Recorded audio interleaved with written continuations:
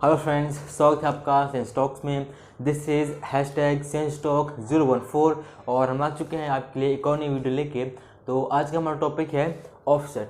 तो आज बात करेंगे कि सीएनसी में ऑफसेट कितने टाइप के होते हैं और उनको हम यूज़ किस लिए करते हैं। तो चलिए शुरू करते हैं।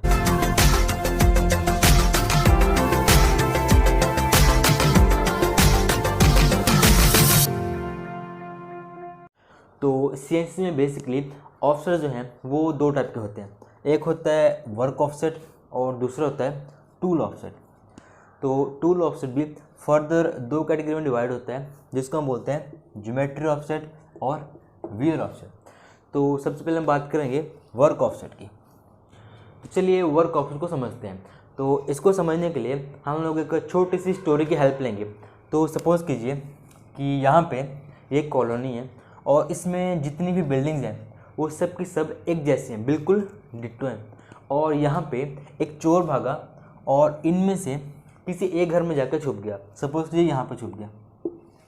अब यहाँ पे पुलिस की गाड़ी हैं जो चोर को ढूंढ रही हैं और साथ में यहाँ पे एक हेलीकॉप्टर भी है। लग तो नहीं रहा है वैसे, पर यहाँ पे एक हेलीकॉप्टर है और इसको पता है कि चोर इस बिल्डिंग में छुपा हुआ है। तो अब इसने गाड़ी वाले को लोकेशन बतानी है चोर की कि वो एग्जैक्टली कहाँ जैसी है, लेकिन अब सारी की सारी बिल्डिंग्स एक जैसी हैं तो उसको बता नहीं पा रहा है कि वो है कहाँ पे। तो उसने एक आइडिया निकाला कि उसने गाड़ी वाले को बोला कि आप कॉलोनी के किसी भी एक कॉर्नर पे किसी भी घर पे एक फ्लैग लगा दो। तो इसने क्या किया, यहाँ पे एक फ्लैग लगा दिया। तो अब इसके लिए इनको लोकेशन बताना काफ़ी ईजी हो गया। तो इसने क्या बोला कि जहाँ पे जिस घर पे फ्लैग लगा हुआ है वहाँ से आप 2 घर जाओ राइट साइड को, 1 2, और 2 घर जाओ ऊपर वाले साइड को, 1 2, और यहाँ पे आपका टारगेट छुपा हुआ है।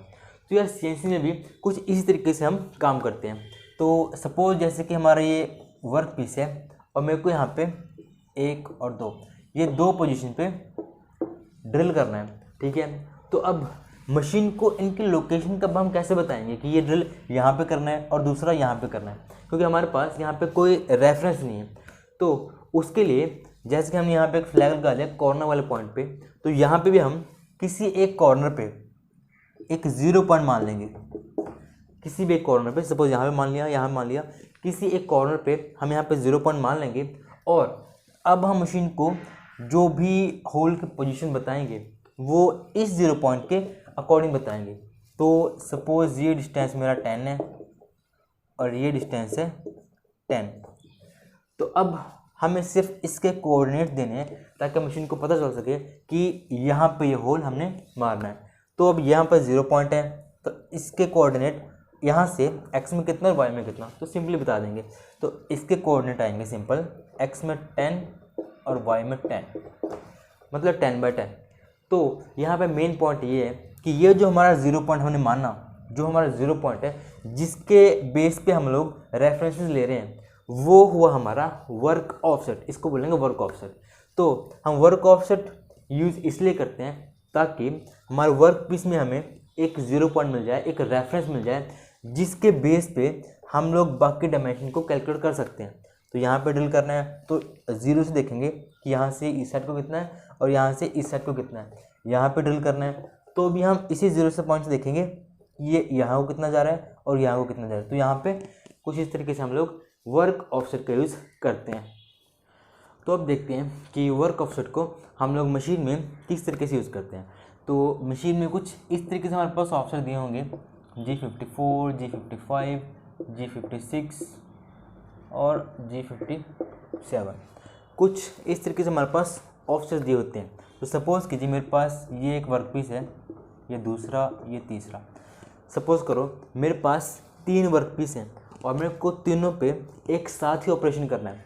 तो अगर मेरे पास एक वर्क पीस होता और मैंने इसका यहाँ पे इसका वर्क ऑफसेट मान लिया, मतलब यहाँ पे इसका 0,0 पॉइंट मान लिया, तब तो कोई दिक्कत नहीं थी। लेकिन अब हमारे पास 3 वर्क पीस हैं तो तीनों के हमें अलग अलग वर्क ऑफसेट देने पड़ेंगे। तो इसका 0 यहाँ पे मान लिया, सपोज़ इसका हमने यहाँ मान लिया और इसका 0 हमने यहाँ मान लिया, ठीक है।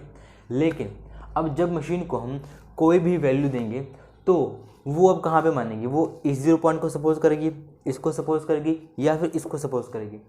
तो इसी कन्फ्यूजन को दूर करने के लिए हमारे पास ये जी कोड्स होते हैं जिनको हम असाइन करते हैं किसी भी वर्क ऑफसेट को।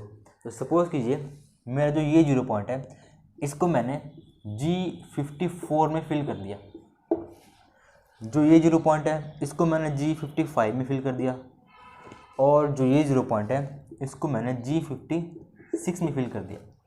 अब जब भी मैंने कोई भी कोऑर्डिनेट देंगे इसको, जैसे कि सपोज 10x10 मशीन को पोजीशन दी, तो वो उसके साथ में हमें एक वर्क ऑफसेट भी स्टार्टिंग में देना पड़ेगा प्रोग्राम में।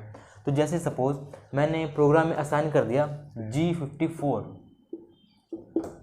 तो जैसे मैंने G54 प्रोग्राम में लिख दिया तो वो ऑटोमेटिकली इस 0 पॉइंट से रेफरेंस मानेगा जो भी हम उसको देंगे। तो जैसे मैंने G54 की जगह बाद में G55 का यूज़ कर लिया, तो अब हमारा ये वर्क ऑफसेट नहीं रहेगा, अब G55 ये 0 पॉइंट है, तो अब वर्क ऑफसेट चेंज होके मशीन इसके रेफरेंस पे काम करेगी।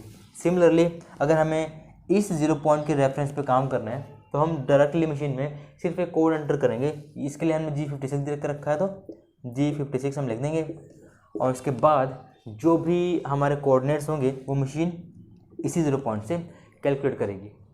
तो अब हम बात करेंगे हमारे टूल ऑफसेट के बारे में, जो कि 2 टाइप का आएगा, विच इज़ ज्योमेट्री ऑफसेट और व्हील ऑफसेट। तो पहले बात करते हैं ज्योमेट्री ऑफसेट की। तो अब हमारे जो टूल होते हैं उनकी जो लेंथ होती है वो डिफरेंट होती है। किसी टूल की लेंथ कम हो सकती है और किसी टूल की लेंथ ज़्यादा हो सकती है। अब ये हमारे जेड एक्सिस है, और सपोज कीजिए कि हमें यहाँ पे कुछ इस तरीके से ड्रिल करने हैं। तो अब जेड एक्सिस में भी हमें एक रेफरेंस तो चाहिए होती है। तो ये जो हमारा सरफेस होता है इसको हम मानते हैं Z0, मतलब ये एक्सिस हमारी यहाँ पे हमारी 0 पोजीशन है। तो यहाँ से हम इसको, अगर सपोज हमें को 10 mm की डेप्थ तक ड्रिल करना है तो इसको यहाँ से पोजीशन देंगे 10 mm डाउन। तो जब ये टूल यहाँ पे है तो ये इसकी है इस टाइम पे 0 पोजीशन। यहाँ से अगर इसको बोलेंगे 10 mm ऊपर तो 10 mm ऊपर जाएगा, और यहीं से 10 mm ये नीचे जाएगा। तो ये यहाँ पे इसकी 0 पोजीशन है यहाँ पे, जब ये इसका टिप यहाँ पे टच कर रही है। ठीक है, अब सपोज कीजिए कि इसको हटा के मैंने यहीं पे एक और टूल लगा दिया जिसकी लेंथ इससे कम है। ठीक है, तो अब इस टूल के लिए स्पिंडल जो है वो तो यहीं पे रहेगा, हमारा स्पिंडल की पोजीशन वहीं पे रहेगी। लेकिन अब टूल की लेंथ कम हो गई तो यहाँ पे गैप आ जाएगा। हम कॉल इसको Z0 पे कर रहे हैं, लेकिन अब टूल की लेंथ कम होने की वजह से यहाँ पे ये गैप आ जाएगा। सिमिलरली अगर टूल की लेंथ हमने और कम कर दी तो यहाँ पे ये कुछ इतना गैप आ जाएगा। तो इसी गैप को कवर करने के लिए हम टूल के ऑफसेट लेते हैं, और वो लेते कैसे हैं, टूल को हम यहाँ पे टच कराएंगे इसके फेस के साथ और इसको देंगे इसका 0 पॉइंट। सिमिलरली जब टूल चेंज किया तो इसको भी यहाँ पे टच कराएंगे और इसको इसका 0 पॉइंट दे देंगे। सिमिलरली जब इसको इसकी बारी है तो इसको भी बिल्कुल फेस के साथ टच कराएंगे और ये इसको दे देंगे इसका 0 पॉइंट। तो ये हमारे पोजीशनें हैं जब हमने कोई ऑफसेट नहीं लिया है, और ये अब हमारी पोजीशन आई जब हमने हर टूल का ऑफसेट लेकर रखा है। तो जब हमने टूल का ऑफसेट ले लिया तो हर टूल का यहाँ पे 0 पॉइंट बन गया। अब स्पिंडल की पोजीशन डिफरेंट हो जाएगी, क्योंकि अब जो है टूल का जो टिप है वो जब सरफेस से टच करेगी यहाँ पे इसका 0,0 पॉइंट बन जाएगा। तो कुछ इसीलिए हम लोग ज्योमेट्री ऑफसेट का यूज़ करते हैं। तो हमारे पास दूसरे टाइप का ऑफसेट आता है वियर ऑफसेट। तो बेसिकली जो हमारा वियर ऑफसेट है वो हम यूज़ करते हैं माइनर एडजस्टमेंट के लिए। सपोज़ कीजिए अब जब हमारी कंटिन्यूस प्रोडक्शन चलती है, जब हमने 100 पीस 500 पीस निकालना है, तो जो हमारा टूल है वो वियर होता है। तो सपोज़ कीजिए कि मेरे को यहाँ पे 50 mm का ड्रिल मारना है।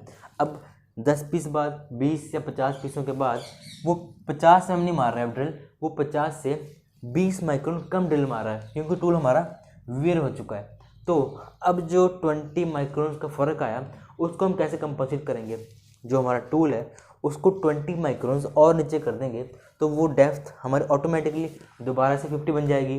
तो उसके लिए माइनर एडजस्टमेंट करने के लिए हम लोग वियर ऑफसेट का यूज़ करते हैं। तो हमारा बेसिक जो टूल ऑफसेट है, जो ज्योमेट्री ऑफसेट है, वो तो यहीं पे रहेगा, लेकिन व्यूअर ऑफसेट में टूल की पोजीशन हल्की सी नीचे हो जाएगी ताकि वो प्रॉपर साइज हमारा बना सके, तो इसलिए हम यूज़ करते हैं व्यूअर ऑफसेट।